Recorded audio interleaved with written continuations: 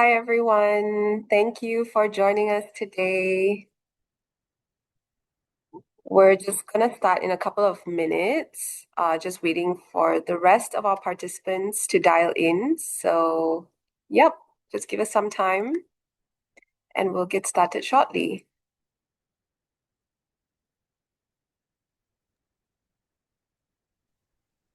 And for all those who are here, if you want to, you can just go to the chat. You want to make sure it's working for everyone. Just saying hi, where you're from, if you want to.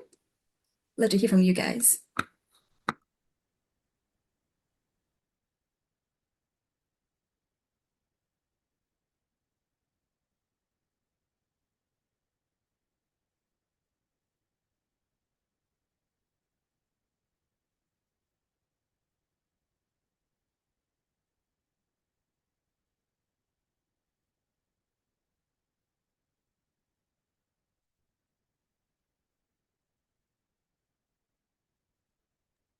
Hi, so many from so many places. I noticed that many of them are talking to like only the hosts and panelists. I think it's a setting thing, no problem.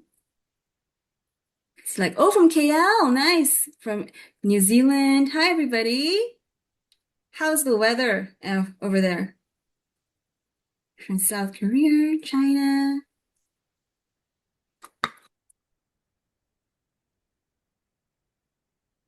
A bit cold.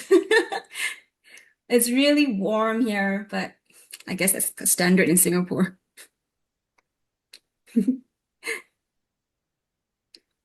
Thailand, so many from Thailand. Nice.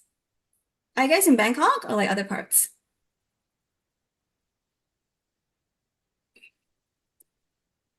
Philippines or Bangkok? Nigeria. Wow, what time is it there now?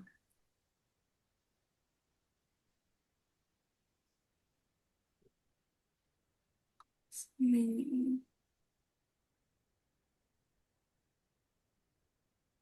Fiji, a whole bunch from Malaysia. Great to see everyone dialing in. Feel free to keep the chat active. We'd love to hear from you guys. Okay, with that, we want to be very cautious on timing as well. So I think we'll just get ourselves started. So, hello everyone. I am Sumitra Gunalan, Marketing Communications Executive at Sage. Together with my colleague Geraldine Sim, APAC Marketing Manager, we are delighted to have you join us today at our webinar titled Your Ultimate Research Playbook: Cracking the 9 Research Stages. We are joined by our esteemed speaker today, Dr. Lim Khee Hiang. Dr. Lim is a senior manager of academic and solution consulting at Sage, based in Singapore. With over 18 years of experience, he leads regional initiatives and advises professionals across R&D, corporate, academic, and government sectors on strategic value optimization and research workflow integration. He holds a Bachelor of Mechanical Engineering honors and a doctorate in heart valve engineering from Nanyang Technological University and has authored over 20 publications in cardiovascular and biomedical fields, with 19 indexed in the Web of Science Core collection. Well, now a little bit about Sage and some housekeeping before we get started. Sage is a global independent publisher at the forefront of research and scholarship. Our mission is building bridges to knowledge, supporting the development of ideas through the research process to scholarship that is certified, taught, and applied across all fields of social science. Please note that this webinar is being recorded and will be available for public view on our Sage Asia Pacific YouTube channel after the event. All attendees will also receive the full recording link via email.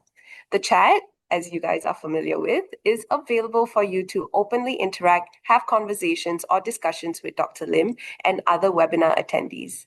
Please note that the chat is being moderated and we want to keep this a safe and respectful space for everyone in this webinar. There is a separate Q&A feature at the bottom where you can put in the questions you'd like us to directly address.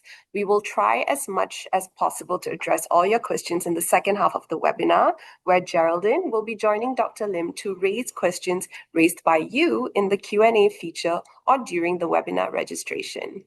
We have received so many amazing questions from you, and we might not be able to address every single one within the hour, but we will try our best. Lastly, if you have a minute to spare after the webinar, please let us know how we did by completing a quick survey that will appear at the end. Your input will help us with upcoming webinars planning as we create and engage with speakers that highlight significant topics of discussion. Upon completing the survey, Sage will be emailing you some toll-free links of research resources for you to explore. Also, an added bonus, post-webinar survey respondents can opt to receive webinar participation certificates. So exciting stuff waiting for you. All right, enough of me talking. Now I'll hand over the screen to Dr. Lim, who will illustrate the 9 research stages for you. Over to you, Dr. Lim. Thank you. Let me share my screen.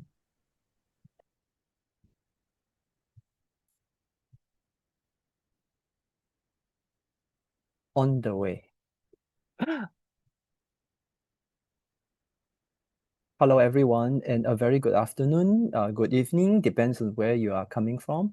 Okay, thanks very much, okay, Sumitra, for the introductions, and then as well as my teammates, okay, including Geraldine and Masumi-san, okay, for helping me to organize this, and I appreciate, okay, all of you for registering and making your afternoon off just to attend our session. Today's sessions, right, I'm going to share with you the ultimate research playbook, cracking the 9 research stages. Um, as a researcher, or I was a researcher, okay, that was quite some times ago. I think I went through many challenges that, okay, some of you that currently facing now, because we all started, okay, our research, right, okay, as a new person, okay, whereby we are not very sure, okay, what to do and how to do. So during that entire process, okay, what is very interesting is that, okay, some question always or often come to my mind, or maybe now it can be in your mind that you were thinking, what is a research process should be look like, all right? If there is, okay, some kind of like official way of, explaining how we do it, that would be amazing. So it is always come to the situation whereby we were thinking, where can we start, what to start? Are there any recommended steps that I can follow? Or maybe, other than my supervisor, is there anywhere that I can find help? We all understand that, your supervisor cannot be like 24/7 with you, trying to explain everything, right? So you got to actually kind of like take the initiative and proactive, to approach, okay, some of your seniors to consider, that try to actually exchange and understand that where do they start, how do they actually find the idea. Being new in the research, I think, is like being new to learn something, seeing from the beginning. I always share with my peers and my students last time, the saying that, okay, going through the masters and PhD is like you are learning a brand new skill, learning how to, think critically, to identify an issue that nobody has solved before, and then begin like a project management. You manage all the way from the very beginning, and then right, but you must always ensure that, sometimes we cannot be too ambitious, because we must split our project into a smaller steps. So in order for us to, step by step and move ahead, so that we will be able to achieve what we want. And that will link back to your very first step, which is called the research questions, right? So the first question that a lot of people will start thinking and asking is that, are there any research methods for every stage of the research? Now, this is actually kind of like, how to say? Okay, like a process, okay, from the very beginning of information literacy to getting started with data, okay, until your research planning, collecting your information, analyzing, finally you go for report finding and getting published.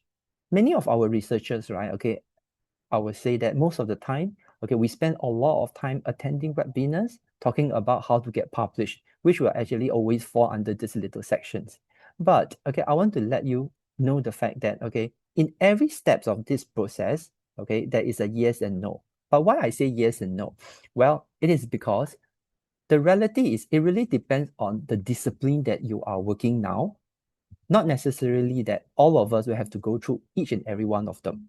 All right. Plus the fact that if today you are doing like part 2 of your existing project, you already like kind of like saving quite substantial, okay, effort and time in doing or redo the entire literature research. Now, we all understand the fact that literature research is a continuous process and it won't stop at any point of time during your entire research cycle, right? Because new papers get published, and that's the reason why you always need to actually follow.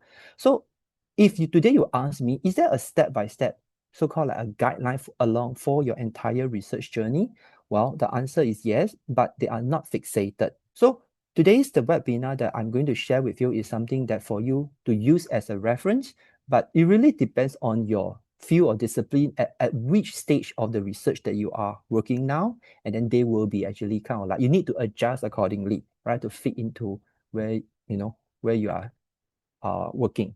Now, the very first step is that, for example, okay, doing the literature review. Now, very often, right, okay, I'm putting Sage Journal, okay, just because this is the database. I mean, we are working from Sage, so this is the database that I can access. But actually, you don't have to actually work really only on the journal itself. Any journal database, they serve the similar purpose. Now, a lot of our users always think the journal database is a place where you just do your searching, right? You search for a literature, prior art. After that, then you try to discover. But do you notice that actually the discovery itself not necessarily must always follow by the keyword itself? A lot of times, right, follow or discover via what we so-call a citation concept is very important. And that's the reason why many of you, okay, do understand the fact that okay the library always promote to you what we call the discovery layer, or maybe like okay some of the citation abstract indexing database such as the Web of Science and Scopus, where you can use it to discover, because the citation relationship already help you tremendously in pulling out the amount of literature that you need. Now, remember just now when my colleague started, we all actually understand the fact that during your registration you already sent in quite a lot of questions. So I try to explain those questions and then incorporate into this so that you will really benefit from it. Some of the questions, or I would say our user usually asks, is that how do they actually do an effective literature search? Now, the discovery itself is something that okay you can actually consider other than the keyword. For those that actually considering the advanced, you may also trying to use okay another way, which is called um, the Boolean operator or the advanced search, whereby you can actually use, for example, okay, you can use the open and close inverted comma to ensure that okay the entire keyword are not being split into two different words. All right, so this is actually some of the tricks. But then more important is that the moment you have identified, let's say one or three, okay, paper that is directly relevant to your research, right? Then you can expand from there using a citation concept. So you can actually leverage on the first thing is of course reference on the reference list, and at the same time you can look into what are the future citation that coming into it. Always bear in mind the fact that okay if today you are trying to identify new ideas, trying to find there is an opportunity to do cross-disciplinary research, this will be amazing. All right, you will be able to see that how people, okay, I mean other researchers actually leverage on one research idea and cross it over to another discipline and then become a cross-disciplinary research. So this is something that you can also refer and think on yourself. They're saying, okay, my expertise is A, while I'm leveraging on another discipline theory, and can I actually do the application on my own discipline? So combining the knowledge is very important. Okay, don't just restrict yourself about just to do the search and just do the reading. Of course, do the reading, right? I understand later we'll mention about a little bit of AI. The reading is actually getting more efficient nowadays, where a lot of our users started to use AI to help them to do the the skimming or actually do the screening. However, you have to be bear in mind any tools that you use, you must understand the limitation, okay, which later I will briefly mention about it, right? Now, of course, then you save it. You can save it using any reference management software, okay? And then before, okay, you do a follow. When I say a follow means that most of the database allow you to do the so-called you follow the particular article whenever new citations come in or new article published come in for a particular journal, you get a alert. So this is something that's very important. Remember, link back to the very first statement I shared with you just now. That is when we do our searches, right? Okay, the literature review is actually focusing on the very beginning, but then throughout the research, right, you must continuous to monitor, all right, if there any new article that's being published, because this is important. I've completed my literature within 4 to 6 months, then I'm keep beginning my research, but halfway at the end of 1 year or 1.5 year, maybe new articles published, which is quite similar. So in that situation, do I need to make adjustment? All right. So while you are doing your research, bear in mind someone somewhere in the world are also doing. It's just that they haven't published, and therefore you do not know similar type of research as being, on the way as being progressed. So that's the reason why you need to continuously progress it. Okay. Now, of course, then later from sharing onwards, okay, this will be a more like how do you promote and how do you publish and etc., which I won't cover. Now, in the essence, right, okay, I would say that research stages, right, okay, is recommended. These are the 9 stages which we have already shared with you. But then it is not recommended but not fixated, because like for example, okay, some of them, like for example, okay, the ethical, all right, the data collection, do you really need to actually get your ethical approval? Not everybody, depend on the research, okay, I would say properties that you are doing. Some of them you may have to go through quite stringent ethical approval, but some of you do not need to. If you do not really touch on those sensitive information, those, I would say like personal privacy information, all these you do not touch on, then you are quite safe. So let's begin from the very beginning, which called like define the research problem, clarifying the topic and this one. This is the very first one. So first of all, we must know what we want to do, right? Now, I would make into the fact that there are J, there are M, and there are S. J stands for journal, any journal database that you really need to refer. M means that there are research methods throughout the entire process to help you. And S is like a theory into practice. Okay, now I need to highlight to many of our users usually the fact that understand the theory doesn't mean I know how to do. It's just like, I can go to a library and then I will say, okay, I want to read, okay, how do I'm going to use, let's say Python, okay, in my coding. But then after reading the book, can I claim that I'm expert? Obviously not. Putting your hands start to practice, right, is totally different. So theory into a practical skill is something that you need to explore further. Okay, other than getting some help, okay, from your seniors, whereby only when you start to do the programming, then someone may be able to help you or pinpoint, say, oh, here this little part you make a little bit of mistake, that little part you can change the coding a little bit to make the coding running. But more important is that you may want to go to some kind of online courses, all right, to actually watch it, because the online courses is literally like providing you an opportunity to attend what we so-called a practitioner, all right, who actually know how to do it well, and then they will actually tell you, okay, now you need to put your hands and roll up your sleeve and start to practice. Okay, the moment you practice, then you know how you do it, right? So this is something important. So to explain this more effectively, so I would say the entire stage, okay, I will actually jump over to one of the important resources that I always kind of like easier for me to refer. That is the philosophy of the entire research. So now you can see that the 9 stages, right, actually coming from defining your topics, review the literature, the research question, how you design it, plan it, ethics, data collection, analysis, and writing up. I wouldn't put the dissemination, okay, into it, okay, now, because dissemination is like after that, but because the cycle will keep repeating and iterate itself, and that's the reason why if today we will say that you are new to a research and you are not very sure about, okay, the entire flow, then keeping a good, like a project management, okay, like step by step is very important. You just follow one after another. Okay, so for example, okay, philosophy of research is for those really, really new that you haven't even really started a master or a PhD, where you're just exploring. Like for example, I'm about to graduate, right? And then, right, or after I completed my master's, you may ask this question, do I continue my PhD? So if you have this particular mindset in mind, then this will be actually important things for you.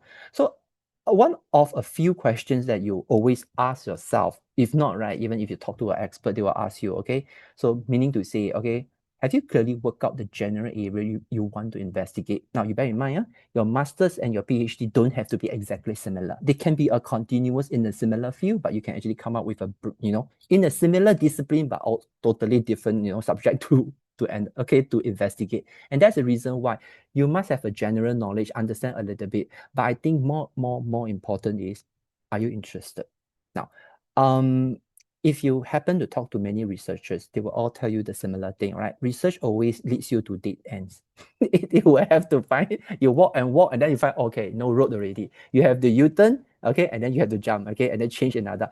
It always like that. Personally, I met so many dead ends, okay, until one day you will master the skill. And then you will notice that because there's no solution, okay, there's no solution to the problem yet. So you can actually try multiple ways to actually identify the solution. And different ways actually will lead to a little bit different outcome. And that's the reason why at any point of time, you must critical enough to make sure every route that you choose, all right, you must be able to defend. Especially, we all understand the fact that at the end of the day, right, you need to submit your thesis, and most of the time you come with an oral defense. And during your oral defense presentation, people will throw you the question, not trying to, trying to kill you, but seriously trying to ensure that, okay, you understand the entire, topics well enough to present so that you move ahead, okay, for the next challenge. Yeah. So that's the reason why interest is actually very important, because if you don't have the interest in that particular area, you don't find it interesting, you don't keep your mind curious about that particular topic, it is very difficult the moment you meet a dead end. Yeah. Now, of course, then another very important is that, do you have enough time or maybe get access to the field? Now, let's make a very practical things. Okay. So sometimes, right, okay, for example, if today, okay, my colleague Geraldine told me, oh, she's very interested in space research. Then I will say, oh my God, space research. Okay, so where are we now? We are in Singapore. So do we have the, let's say, university to host you to do the, space research? You get me or not? So it has to be very practical. Okay, then you say, oh yeah, probably not yet. Okay, no, I'm not saying that NTU, NUS don't have that. I'm just making an assumption, let's say, okay? Then she said, oh, okay, then probably I want to go for the best school, then I need to consider going to US. But is it practical enough for you to relocate because you want to do a PhD? Sometimes you have a lot of other considerations. So these are the real things that we need to actually consider. Yeah. So time is also another situation. Now, a lot of our users actually need to complete their project within 2 years for masters, minimum 3 years for a PhD. Is already considered extremely fast. But in the US, probably it's actually even longer, right? People say they will do 5 years to 9 years to complete one. So if this is not the time that you would like to commit, then this is something that you want to reconsider, right? And then equipment is also very important, right? So equipment, or we say software, all these, okay, software maybe is still easier, but equipment itself, okay, because some of the medical research, right, require almost $1 million equipment. Not every hospital are willing to, collaborate with us to actually allow us to use the $1 million equipment to measure something. You understand what I mean? So that's the reason why, okay, doing a research, right? Okay, sometimes that's the reason why we need to kind of like find connection to even talk to our supervisor. Do we have access to that? Because sometimes the technology is there, but then academic research versus the professional research, or we say a corporate research, are a little bit different. Because in the corporate world, they have access to these expensive machines which are able to measure something more accurately.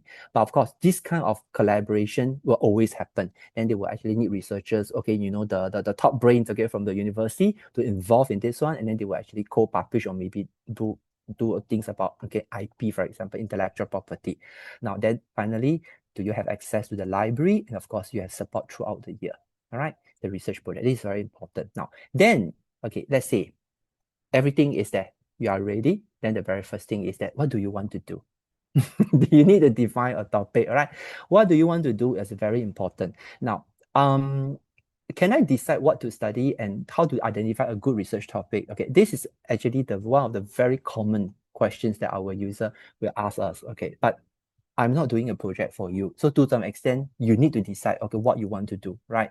So when you decide what you want to do, always remember, you will have to actually make sure that you have, again, all these resources that you need, all right, in order to do your project. But more important is that, okay, before you even identify a researchable question, then you need to begin with a couple of articles that to read. And then, right, one of the things that sometimes, okay, I would suggest our user is to read a review article. It is quite fast. Okay, review article allow you to actually account, because they kind of like summarize everything, right, in that particular discipline, and straight away, right, you have a broad understanding rather than a research article, which is only focused on one or two or few research questions, right? So once you understand that thing broadly, then you need to study a little bit deeper. All right, that's the reason why whenever you approach a supervisor saying that I'm interested in doing a research, then the professor said, what do you want to do? All right, then you can say that, okay, I'm interested in this discipline, but I'm seeing that, okay, I'm not very sure whether I'm in the right direction. Then if that discipline, if the professor is of the similar discipline, that they will say that, okay, in this arena, we have a couple of ways of doing this thing. But currently, all right, okay, we can only work up to this stage, and then there are opportunity beyond that. Okay, then he or she will probably give you a couple of papers for you to begin. And this is where you started to start, because you already know a direction. So you are not like really throwing anywhere, okay, in the ocean. Instead, they will put you in a place, okay, in a place that's suitable for, let's say, okay, snorkeling. And then because they already tell you under the sea there is a lot of coral.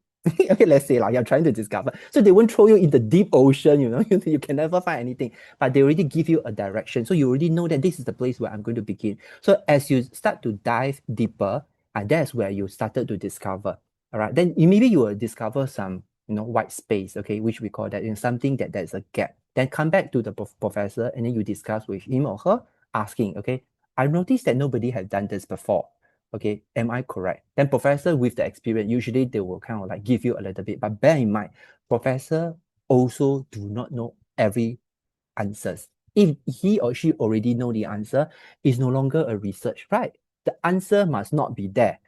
Then you actually started where the whole thing is start to begin. All right. So do not expect an answer from a professor directly. It's already we are moving away from undergraduate where the known, okay, the answer is there. Okay, so you know that the answer, but this is not a practice. There's no answer to it, and that's the reason why you can dive deeper. Okay. Okay. So some questions to ask yourself again. Okay, are you interested enough in the topic? Okay, do you get the resources that you need? And in identifying the research questions, right, bear in mind, okay, it must be specific. All right. Measurable means that you must be able to understand what you want to find out. Okay. Okay, it can be a variable, it can be a hypothesis, okay, to prove that it is correct or it is wrong. Nothing wrong to prove something is wrong. Okay. And then it is also to like a relationship. Is there any association? Okay, directly, indirectly, okay, etc. Measurable. And then achievable. Remember, okay, you cannot say, okay, I want to do something, and you know that, okay, within 3 years, 5 years is impossible. Okay, then you know that it's not. Unless you have this kind of like, okay, I would say like marathon project, seriously, okay, some project will run until 10 years, 20 years, yes. But that is actually not for masters or PhD, usually, okay. But this is usually for the WHO whatsoever. That after 30 years of research, then they will actually understand, okay, how the population, let's say, respond, okay, to a new policy being implemented. Okay. Then after that, right, okay, but of course you can actually use this, still you can do research, provided 30 years is already over, then you use the data, then it's totally different. All right. Okay, then this can be also been done as considered part of the what they usually call like for a systemic review. Okay. And of course, then after that, you also need to make sure that, okay, you have the realistic access to all the and then also time bound, means that you must really make sure that you're able to complete everything. You take away the first 3 to 6 months identifying the project. When you collect the data, do the thing, and then analyze it, and then take away another half a year for, let's say, writing up the project, then you more or less, you know that you only have about 2 years, okay, to do your project. All right. Okay. Review the literature is something, one of the most important one. Because if the literature are not well reviewed, there's no way that you can identify your research question, right? You do not know what are the gaps if you don't have a thorough understanding of the prior art. Okay, what has been done, what has not been done, what is actually the white space. So that's the reason why reviewing the literature, right, okay, is can be actually quite challenging, okay, to many of our users here. All right. So there are many questions that in your mind, I won't go through in the interest of time. However, some of the questions that you can use is that, okay, to help the understand, okay, like for example, these are all the things that you can consider on top of all the research article, right? And many of us will actually also refer to statistics, some of the report from the government, depend on your field. And then also some of the, I would say, like reports are from the news or phenomenon, from case studies or medical, a lot of case studies that you can actually refer to. All right.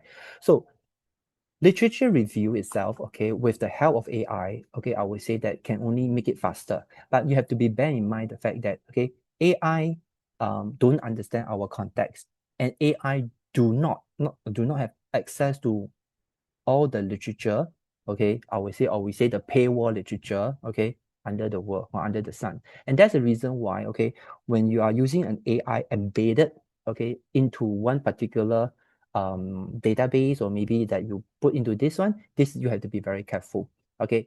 If, okay, I always make a very simple analogy. Imagine, okay, if today you put the paper into AI, asking it to summarize, then I would suggest you read the abstract better. You understand what I mean? Because every paper comes with an abstract, and the abstract is written by, is written and confirmed by the author, okay, who came out the thing, right? Okay, they already summarized for you. So you don't need to read the paper unless you want to zoom down across many papers. But the problem is, remember I told you, literature review is the new paper keep coming in, right? As new paper keep adding, right? Actually, your thematic analysis or whatsoever that you ask AI to do, right, will keep adjusting. This is the reason why, right?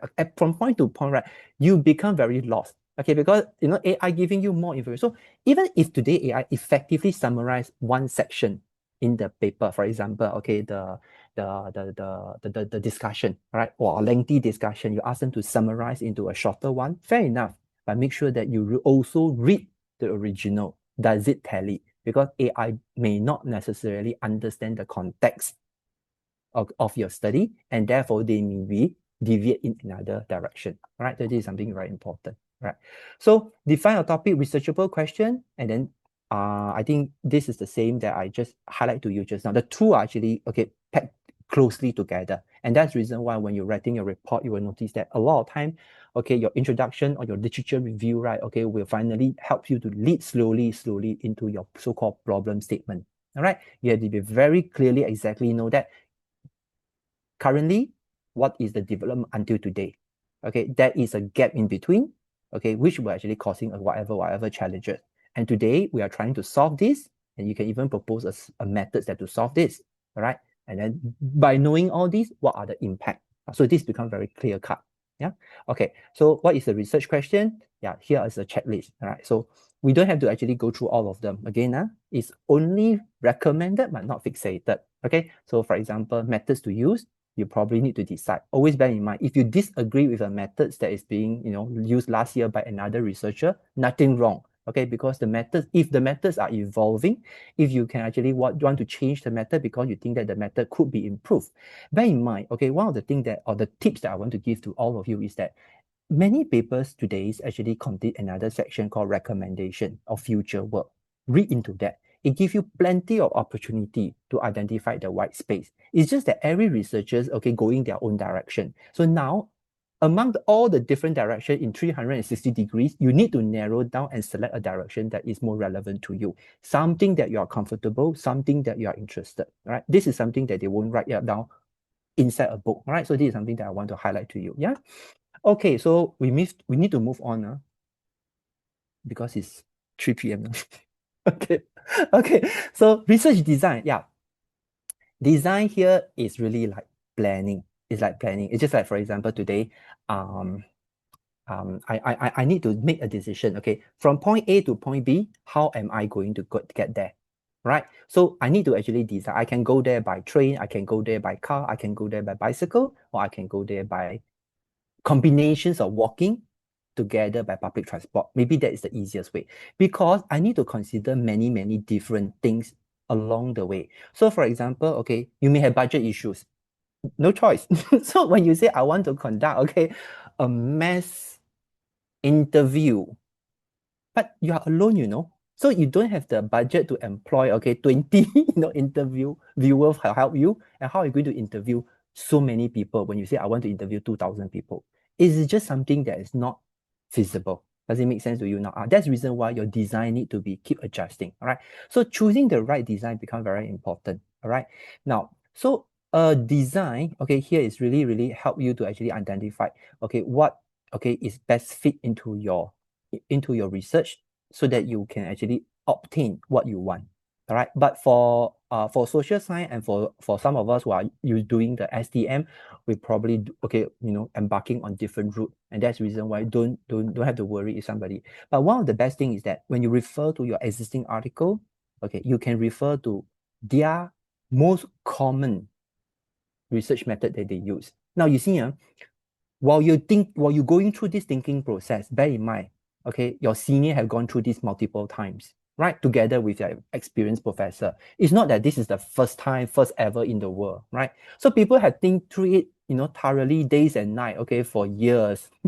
They cannot find a better way. So if you want to choose another way, you need to justify why. Because when you submit your paper, be it your oral defense, examiner, or be it a peer reviewer, they will ask you, how come you never consider the original? But most people considering, right? So before you choose that, then you really need to understand let's say you have chosen 3 different methods, right? Then you need to understand method A, method B, method C, their pro and their cons, the weaknesses. And then from there, you need to decide which one to go ahead. There is no fixed rule saying that you must use method A, even though everybody use method A. Does it make sense? But if you think that A combined with C will make a better result, okay, in discovering another new layers of information, why not?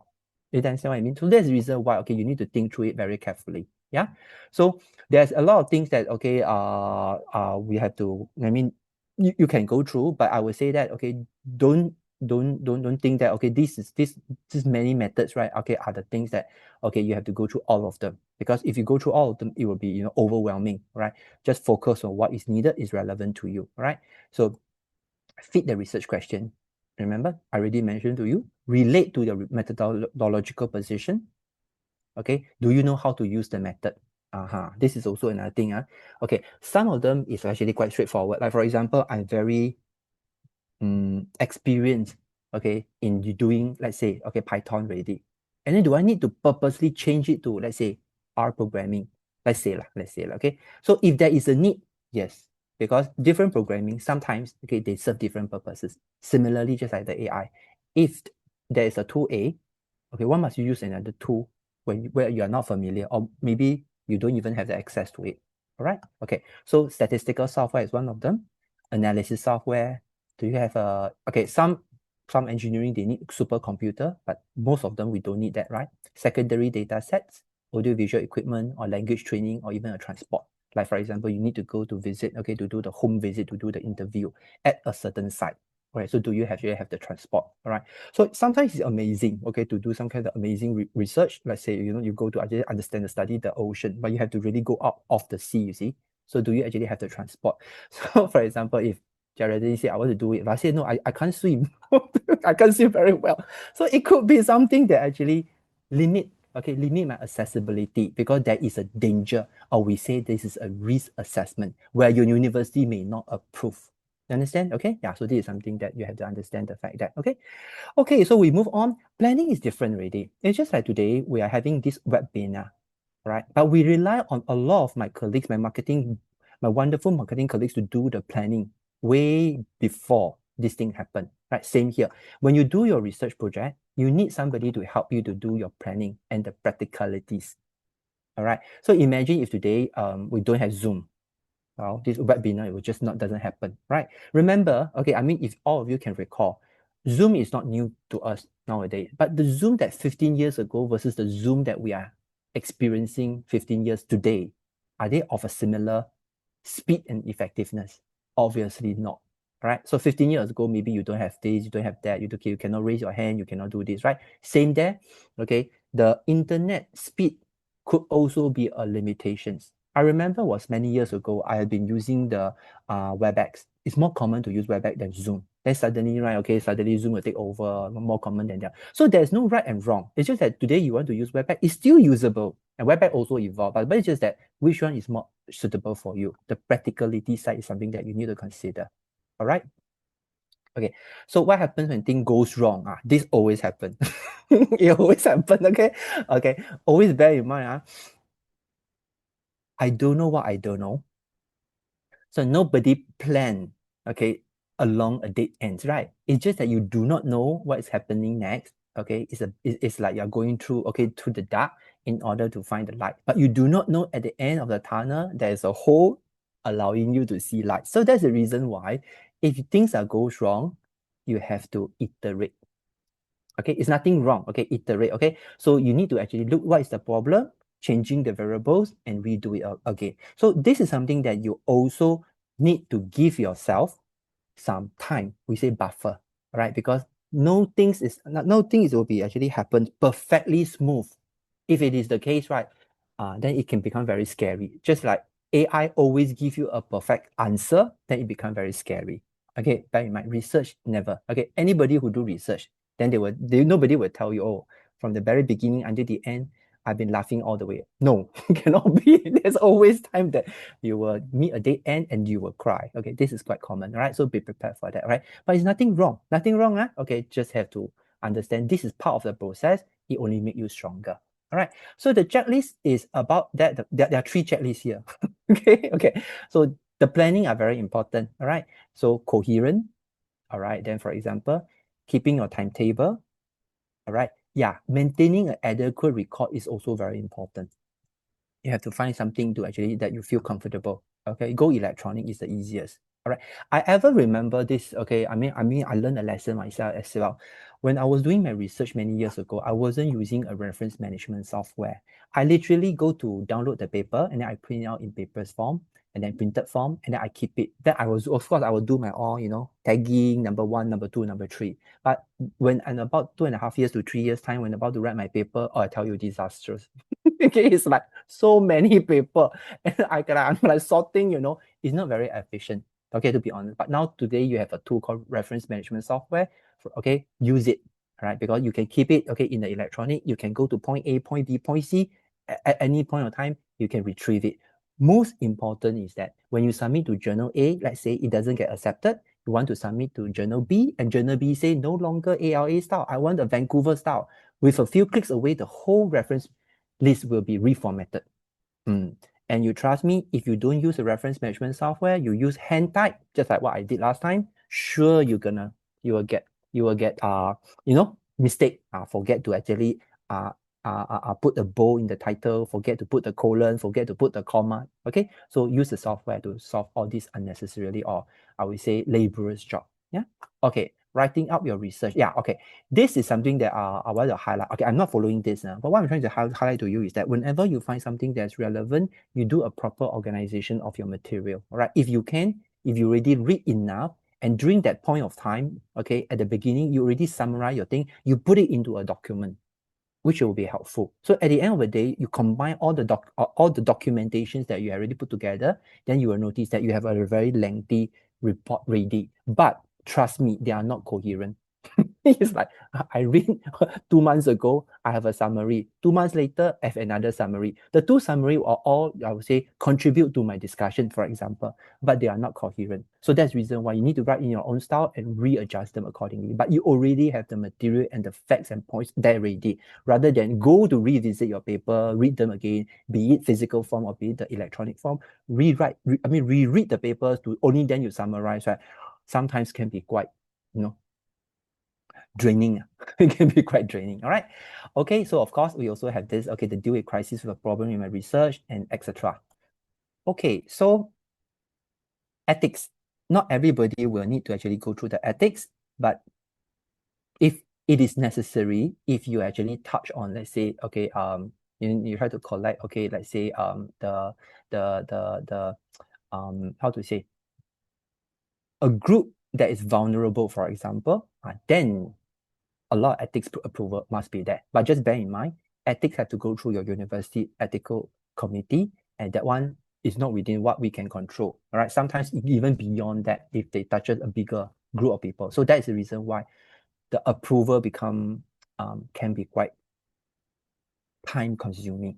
Yeah, can be time consuming. It's not that you cannot write in to say, can you be faster? I'm waiting for 2 months. No, they won't. They won't respond. Means they won't respond. They will take their time for meeting and then they will think, because they got many projects waiting for their approval as well. All right.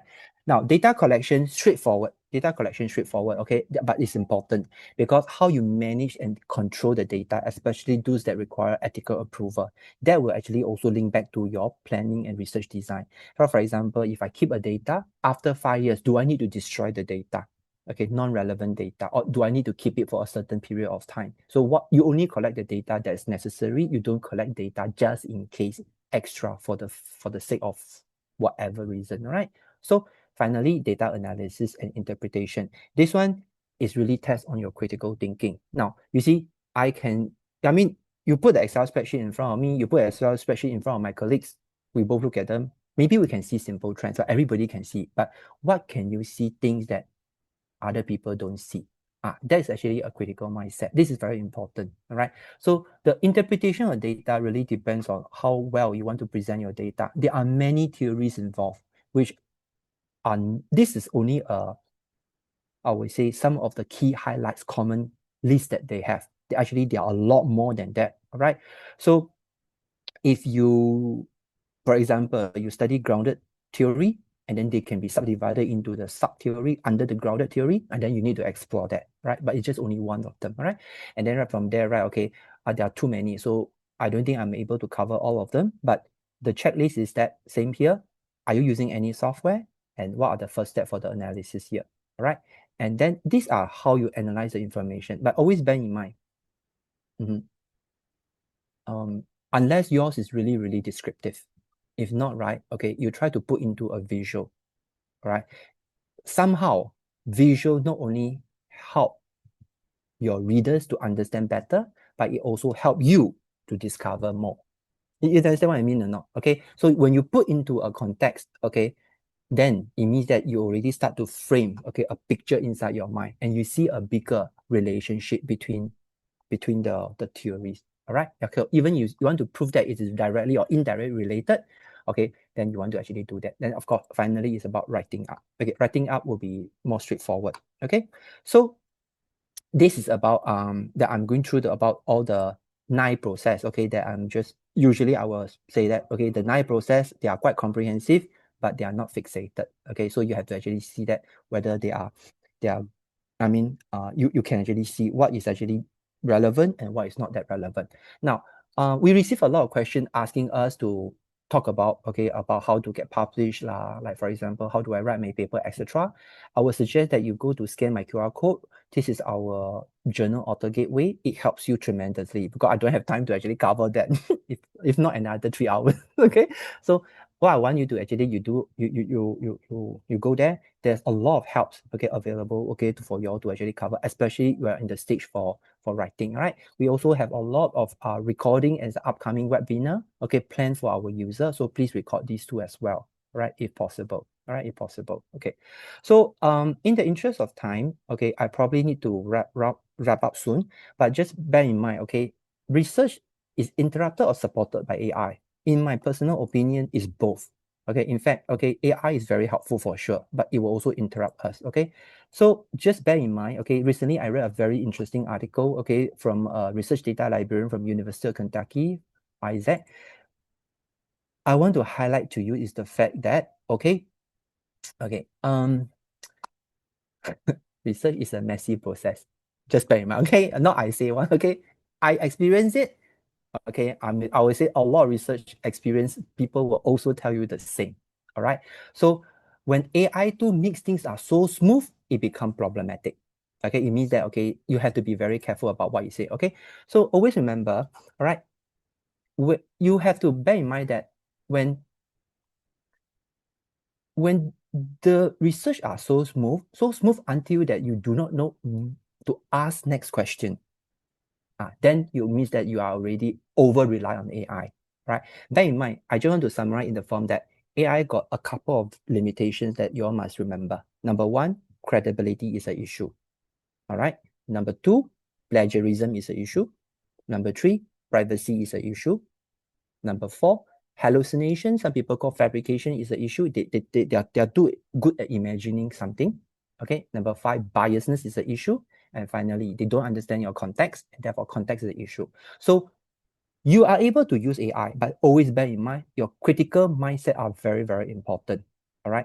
So this is a very good white paper. If you have time, you can just scan the QR code, all right? Because you can work together with AI in a dual relationship. It doesn't have to be in a dual relationship. Just bear in mind the fact that human must be always in the driving seat.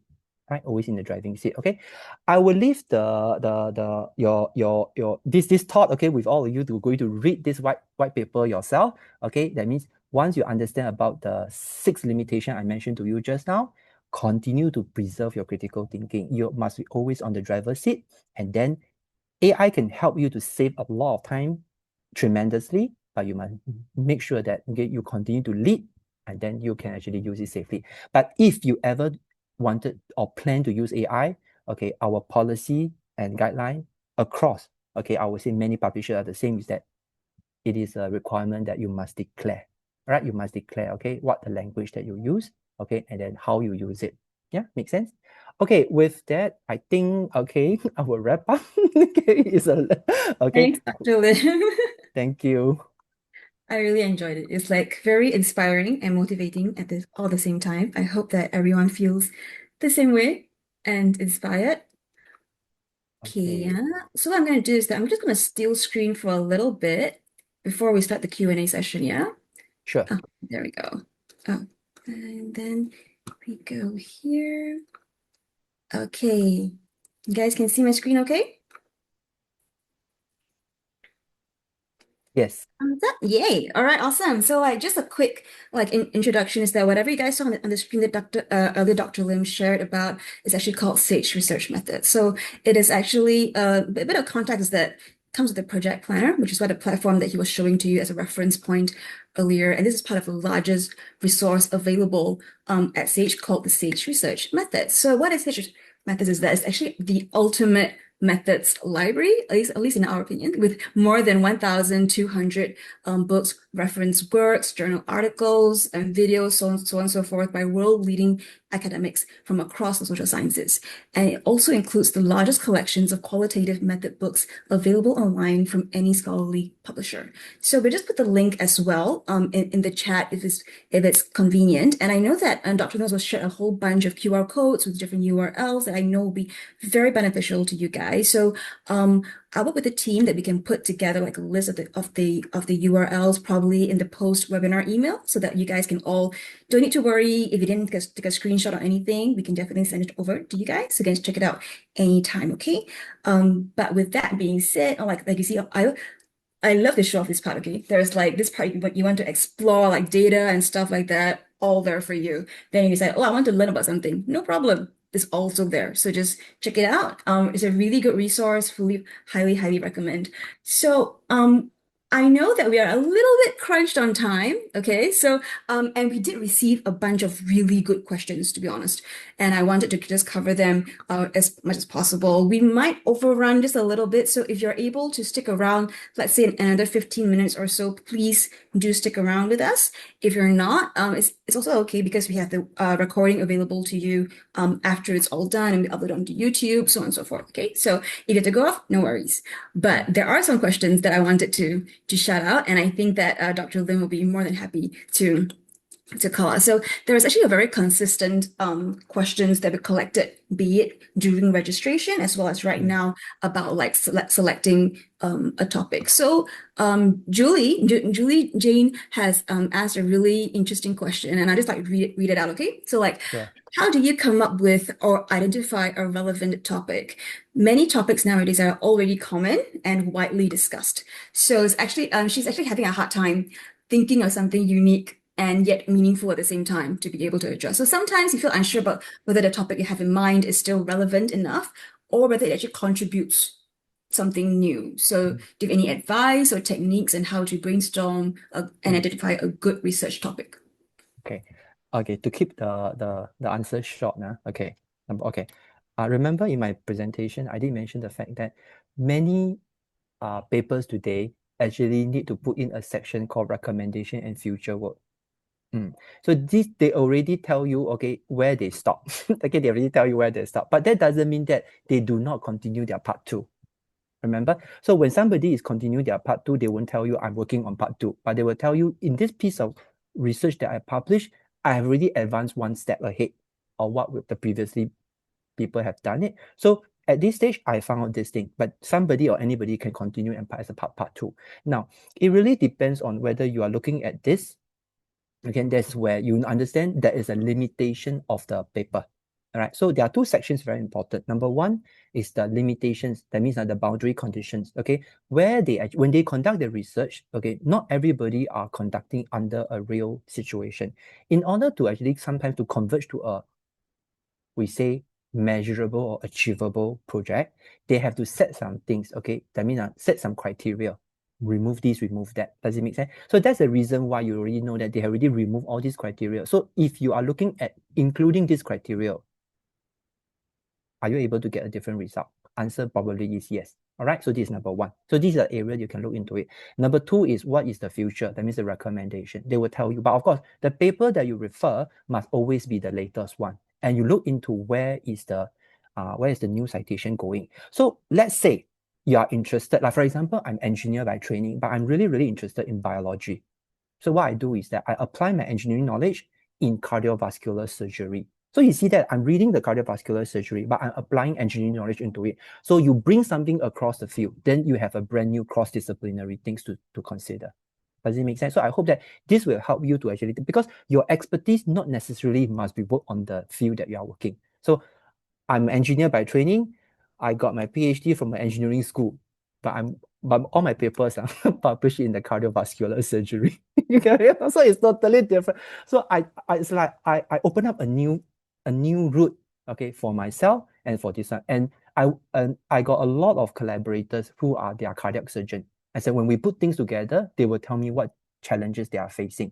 As an engineering student, I use my expertise knowledge and I will solve this problem. Same for you. Try to do this. I hope that it will give you some answer and think something new outside the box than the common people will do. All right. Thanks, Dr. Lim. Okay, there's another one that's relatively similar along those lines, but a different angle. I thought it was quite interesting also. So, Sure. Tina asks, there's an argument that ontology is never new. So, Mm. therefore, beginning a topic pickup may take a lot of work and you realize that it's been conducted before. So, the question is it not better to begin with the literature review before the topic picking? Not better. Not better to begin. Okay.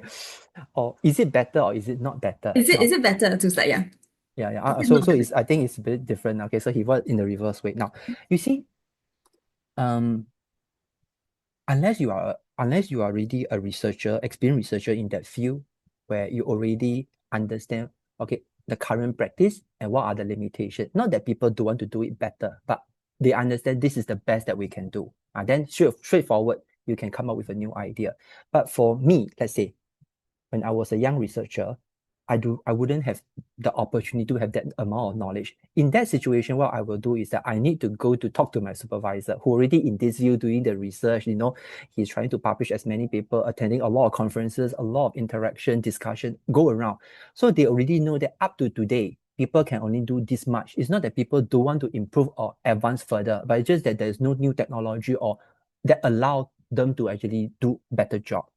Okay, so that's the reason why in that situation, so what are the limitations? If you have a very good supervisors, they can already give you the upfront information, beautiful. But if not, right, doing the literature review is still the best. So you need to, if you just to study all over again, so begin with review and then zoom down into a big topic, into a particular discipline. This would be my short answer for you. I hope it helps. Thanks, Dr. Lim. Okay, so done with this one. Okay, so Farina asked, how significant is the difference between original research articles and review papers in journal evaluation? And in terms of journal reputation and citation impact, do original articles generally contribute more than review papers? I think it's two different properties. It's totally two different properties. All right. Okay. Original research article, like for example, most of the papers that we do, because we have a particular research question to solve. Right. So that's the reason why, right? Okay, we always go for the original research article. This is the most common one. Review paper is not that everybody are able to write. Number one, you must know the field broad enough. And then what is your contribution in reviewing the paper? The journal will not invite people just to write, help me to summarize all the available things, okay? And then just become a summary because we are not writing a book, all right? So even if today you want to actually provide a review article, right? Do you see something? That means a trend analysis, okay? So these are the things that's the reason why you will notice that most of the good review articles are written by the so-called the top researchers, the guru in the field, the leaders in the field, because they understand the field so well. And that's the reason why sometimes they are being invited, okay, to write a review or comment or editorial notes to them. All right. So in terms of reputation and journal citation impact, do original article contribute more than review paper? Not necessarily. All right. We have to go with a natural flow. Okay. So number one, you all understand the fact that citation depend on discipline. All right. So a medical paper receive 500 can be equate to a, let's say, social science paper that receive only 200 as best as them, because the property of citation or the frequency of citation are just different. But the fact is that if this paper, for example, okay, a Nobel Prize laureate, okay, who doesn't know he or she is a Nobel Prize winner yet, many years ago, they have already wrote the original article. But the problem is that when this revolutionary research become the foundation basic science, okay, make known to a wider audience, then you will notice the fact that suddenly, okay, once they announce, suddenly a lot of people will start downloading the paper or even start to cite the paper, pouring in funding to do the research, leverage on the existing technology, okay, to do all the cross-disciplinary research. And then suddenly, right, the original research article will receive lots of citation. Okay, so that's the reason why. But before this will even happen, the spike will even happen, right? Okay, usually, right, the trend is already there. Okay, the picking up trend is already there, because impactful research, right? Okay, before it's being announced as a winner, right, okay, the influence is already there. A lot of people will already discover that, oh, there's a new way of actually making, let's say, the layer thinner, okay, let's say making the cloth, drier, okay, yet very durable. And then people already start to doing a lot of application research of that. So there's no right and wrong saying that this will definitely more than that, but usually the review paper okay, will always go into their literature review, and that's the reason why it's always been cited, because they are more general, they are more generic. To some point, they are being touched on one section. And the moment you touch on the section, you refer to the information, you need to acknowledge them. Yeah. Thanks, Dr. Lim. Okay, there is one question that is fairly consistent. We received similar questions here as well as the registration one. Is around like sticking to the scope of research objectives. So like as a researcher, when it's a topic of my interest, I find it difficult to stick to the scope of research and its objectives. So are there any tips to sticking to this? Okay, this is about research planning, right? Okay, myself, okay, I'm also like that. Okay, uh, how should I say? Should I say I'm a curious baby? Sometimes I find myself a curious person as well. I'm curious about A, I'm curious about B, but it's just like simple. Okay, uh, if I plan to go for a place, let's say I want to visit Geraldine, right? My objective is to visit Geraldine, but along the way, when I go walk there, I see a lot of shops. I'm very curious, what they sell, what the food they drink, they sell. You can be curious, but stay focused. But at the end of the day, you know that you want to visit Geraldine. So make your project, okay, like incremental into a smaller blocks or smaller steps. Yeah. Okay. So plan for a quarter. Okay. By the end of the quarter one, let's say 3 months, I must finish which one, right? Then within the 3 months, every month, what is your objective? Part one, part two, part three, and every month you break into 4 weeks. So for example, if you say, oh, today I must finish reading, in detail, reading detail for 50 articles in detail. Trust me, it's over ambitious. But if I say every day, I say this morning, I want to read 2 papers in detail and I summarize them. It's doable, right? And then always remember, you can be curious, okay? Because halfway you will read the reference list, and then you will be curious to find the paper. Then you ask yourself simple question, does it relate?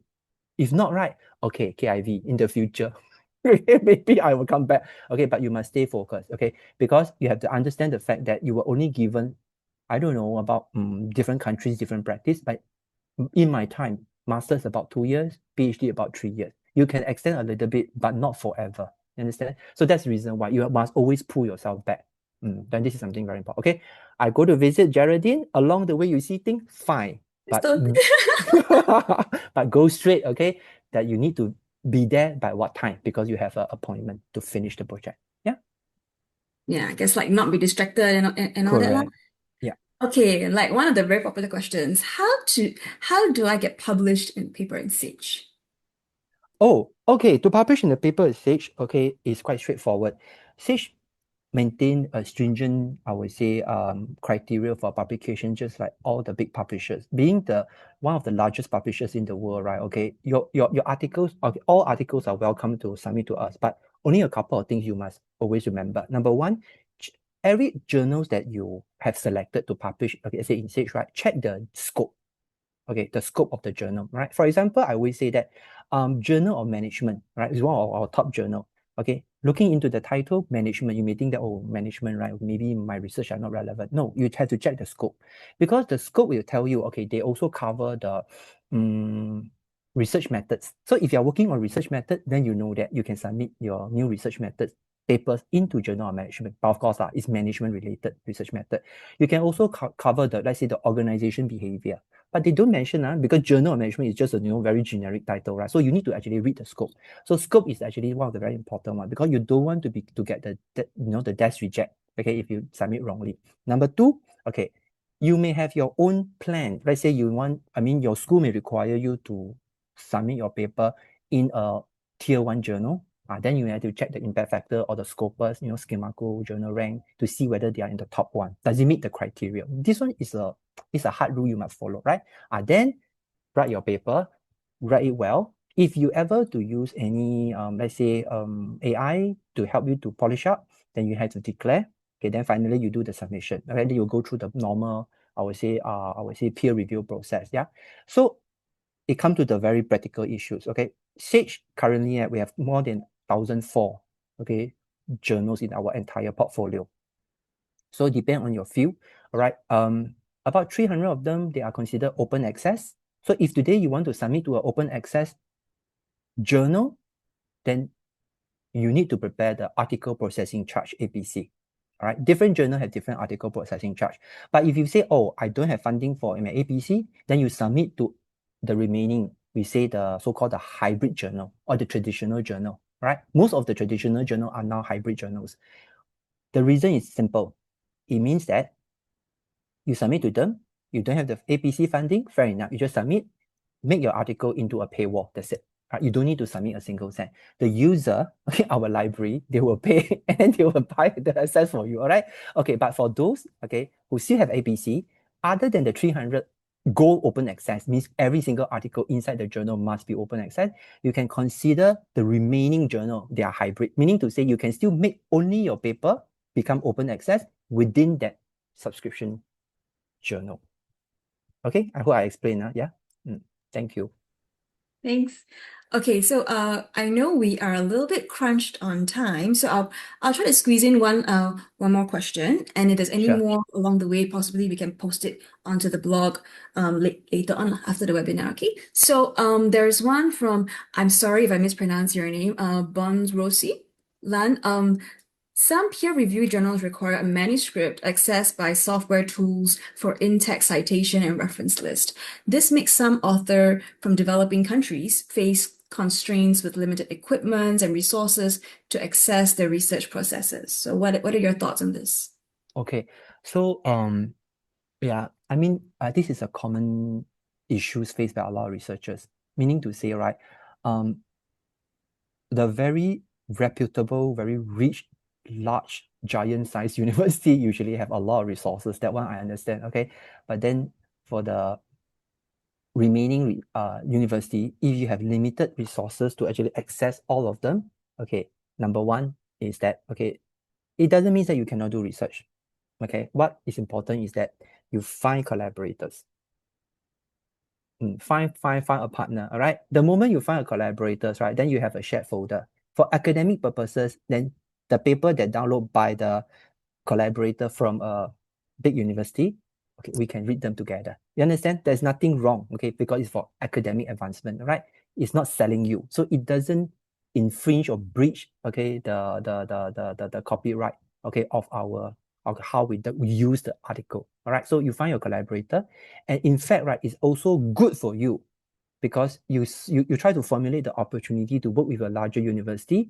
Good for you to actually link it up, all right, to the more reputational, I would say, research community, and then from there, right, you can expand yourself. So how to find for them? Other than reading the journal article, you can also see whether you have the opportunity, I mean, proactively go to participate in some of the conferences or some of the activities that's organized by this, I would say the associations. All right. Then from there, right, okay, you interact with them, right? As a researcher, sometimes we go there, then we keep quiet. It's to our disadvantage. Seriously, in this situation, you need to be active a little bit, then to make connections, right? Most researchers, they are nice people. They will not, okay, they will not try to reject all the opportunity. It's just that sometimes they already got enough project on hand, right? Then they cannot actually collaborate more. But you must keep the contact open because you never know. Next project, you could be their collaborator. But of course, in order for one person to collaborate with us, you have to actually ask yourself, what is it for them to actually collaborate with me? What can I contribute? So you must understand what is their interest, what is my current expertise. Can we actually marry or combine together to do a cross-disciplinary and cross-institutional collaboration? This will actually give you access to a lot of the things. Yeah, I hope this helpful, okay, in one way or another. Thank you. Thanks, Dr. Lim.